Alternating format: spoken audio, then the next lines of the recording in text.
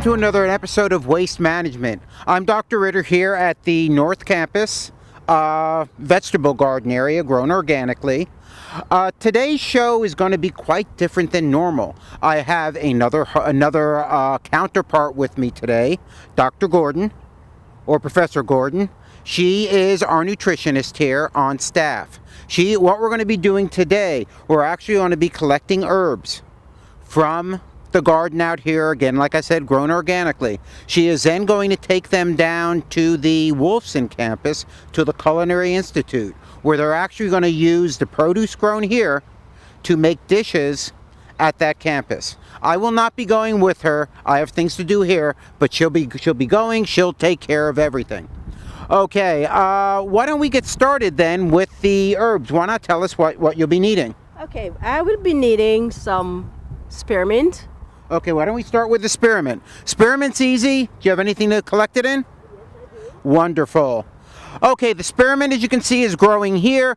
Beautiful bed. Notice how big and lush it is. This actually started from a few little plants we put in here. It spreads. The nice thing about mint, it grows and it actually takes over. Yeah, she's harvesting. She's just cutting away. She does a lot. She's a lot more gingerly than I would do it. I just rip, but is that enough? I will get more later on. Okay, fine. So that is the spearmint. What else are you going to be needing? I need some rosemary. Okay, rosemary's easy again since we're here. It's a little harder to cut, yes. Okay, rosemary, number 3. Some thyme. Thyme, yes. Go for it. I need to carefully cut it so that we have some for next year. Okay, wonderful. What else? I will need some dill as well. Dill we have over here. Yeah, dill I really like. I just love taste, smell. Okay, what else do we need? Now, do you have any parsley? Yes, we do. Parsley is cilantro. I will need some cilantro too. Well, okay, why don't we get that? And I'll see. Yeah, and parsley's over there. Yes, we do have.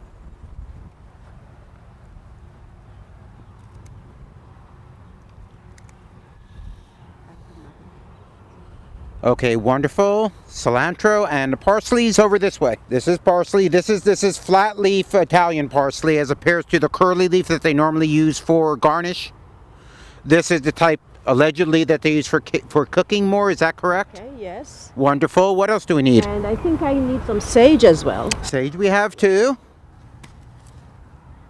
That's my sage. Okay, sage and I think basil. if you can find some good stuff in here, go for it. Thing about basil is rather fast. You plant it and then in like 2 months it's gone unless you constantly pinch off the flowers. It's a lot high maintenance. What we do with the basil here, we just keep it. You notice we let it go to seed. That way we reuse the seed, we replant what we have. And we have actually different types of basil. That's regular basil. We have lemon basil if you want different types as well. No, just what you have. Good. Okay, fine. Anything else? This is fine for now. Okay, wonderful. So it seems we are done in the garden. We're going to send her off to Wolfson campus. I will be staying here, actually messing around out here. And she'll be over there. She'll actually start with the cooking and she'll explain the uses and the nutritional value of the herbs. Thank you very much, and you'll be off with Professor Gordon. Thank you, Steve. Thank You're you welcome. very much. Enjoy.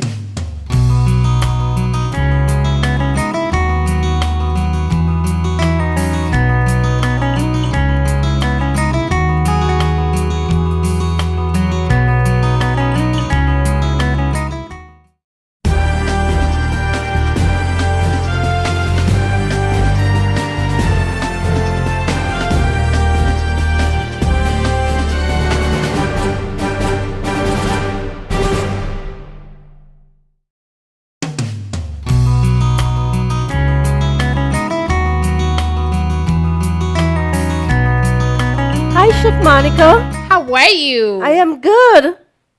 Thank you for having me. And here is the bouquet of herb that I brought for you from the herbal garden at the North Campus. Thank you. Well, today we're going to do some demonstrations for you with using these herbs and what we can do for the summer. You know that the summer is very hot for us here in Miami. Yes. So everything we're going to do for you today is using these herbs to produce fresh, exotic, and tasting dishes for everybody. So we're going to start here with Laurel. She's going to walk us through and how to make a mango. And before you start, who are these beautiful ladies? These ladies are from our program, the Hospitality Institute. They're awesome young ladies, and I say young so lightly. They are here to have a second chance in learning how to cook here at Miami-Dade, and all of them are participating with us today, and they're the ones who created all these awesome dishes. So, with continuing with what we're doing, Laurel here is going to show us how to do the mango jicama salsa. Why did we choose this? It's because mangoes are very seasonal. Jicama is a very it's a root vegetable that's very known in Mexico, and we're using pineapple, which is also a fruit that's very common. We're going to incorporate cilantro, and we're going to incorporate spearmint. Okay, so she's cutting right now our mangoes. We like to use semi-ripe mangoes due to the fact that we're incorporating pineapple that's very juicy, and we're going to do some jicama. To that, we're going to add some cumin, salt and pepper, and some fresh lime and lemon. And then we're going to incorporate it all together, and then we're going to chill it with some hot sauce. And then the final product that we get, Nirmala is going to reach into the refrigerator, and we're going to show you what the final product looks like. When you incorporate all your ingredients, and it's very important that you serve it chilled. And this is a very exciting dish to make, because as one of my students here, Miss Crystal, she said that she would use this and she would add some conch to it. Good. And make like a conch salad. Good. You can also use it for some chips if you're doing some salsa and chips. And let's have you try it, because that's the most important thing. All right, let me try this.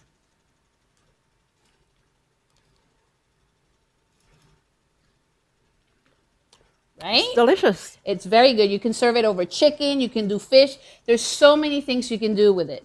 And having an herb garden is the most awesome thing, because you can get very creative. Good. And it has that nice herby taste. I can taste the cilantro, which gives it that nice sharp flavor. Right. Thank you. Okay.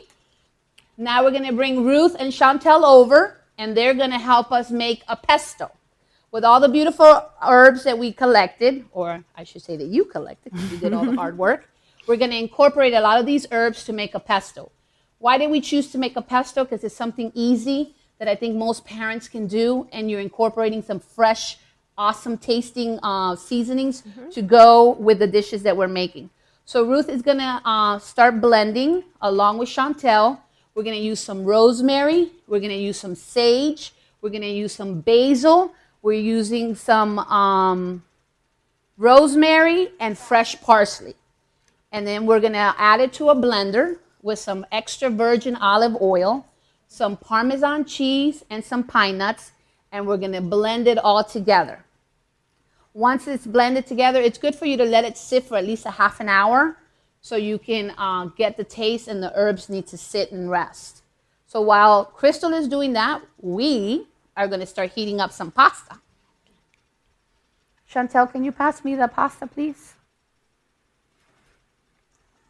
Thank you. So what we're going to do, we're going to heat up our pasta. And while you're doing that, I should tell you that or I should ask you, do you grow your own herbs at home? I sure do. I work a lot with basil, and I work a lot with cilantro, because those are my two favorite herbs. Okay. And as a matter of fact, here at Miami-Dade, we also have an herb garden. And we encourage our students to go out there and look at the different herbs and everything we got going on. So whenever we're running short on something, it's always good to have that as a backup. That's right. That's right.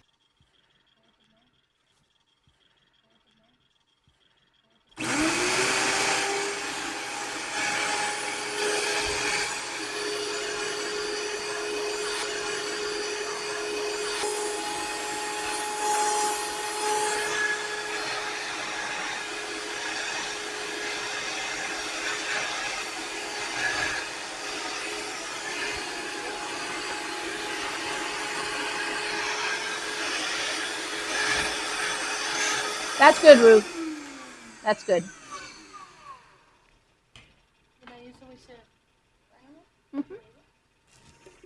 So we're going to add a little bit.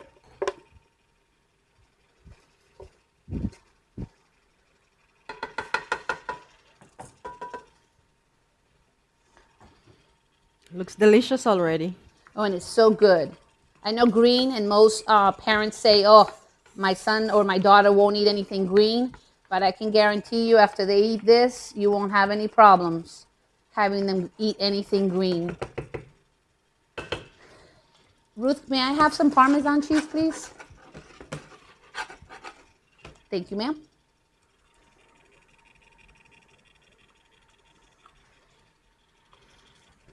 And while this is cooking, then we're going to have Linda, and she's going to show us how to make a cucumber dill salad. So she can start setting herself up. Oh, can you smell it? Too bad you guys can't smell it out there, but we can. And it smells delicious. And Dr. Ritter is going to love this when I Oh, take I some think back so. for him. I think so. The problem is that he's going to want more. So he's going to have to get me more herbs so we can do it. So I'm going to give you a little bit so you can try. And you tell me what you think.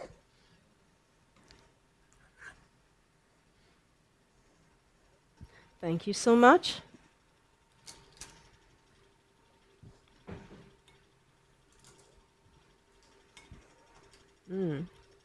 Nice and It's cheesy. cheesy. You can always let the cheese melt a little bit more. This is good. It's really good. And you Really can, good. and you can incorporate any kind of herbs to go with the pesto. Yes. So it's a good thing. So now Linda is going to start helping us make a dill yogurt salad.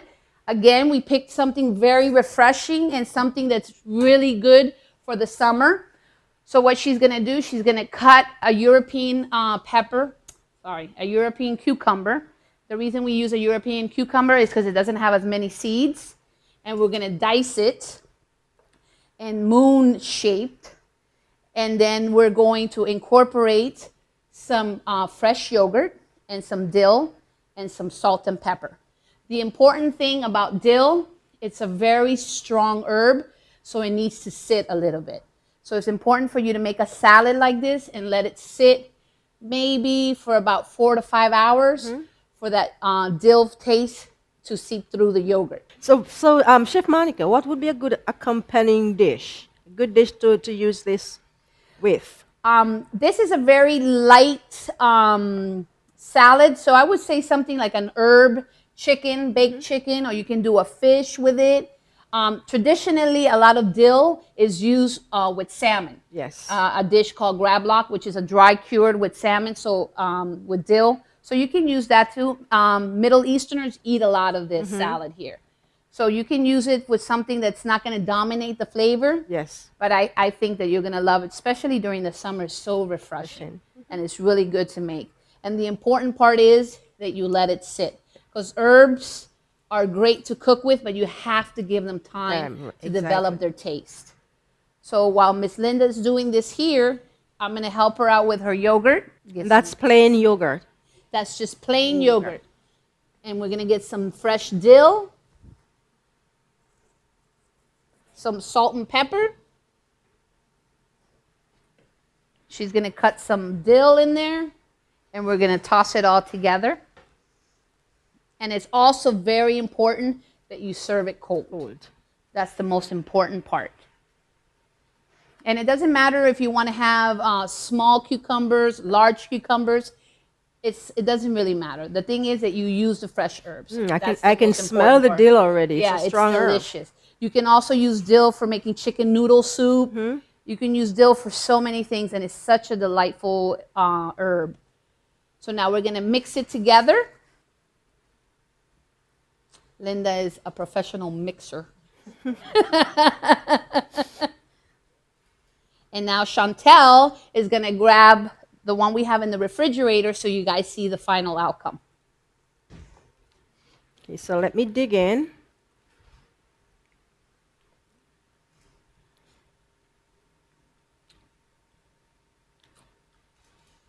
Right? Good. It's a good thing. So now we're going to finish off with dessert. Who doesn't love dessert? And how do we incorporate something that kids will eat? Well, that's what Miss Crystal is going to be showing us. Crystal is known for making her frozen cups. So I had her assist me in how to make this delicious treat for you. And LaShondra is going to help us by bringing the final product. So what we're going to do is, in order for us to do a dessert, what we're going to do is a simple syrup, which it takes time, so we already prepared it for you. It's sugar and water, and we let it cook off until it becomes a syrupy. And then we're going to cut some lemons and limes in half wedges.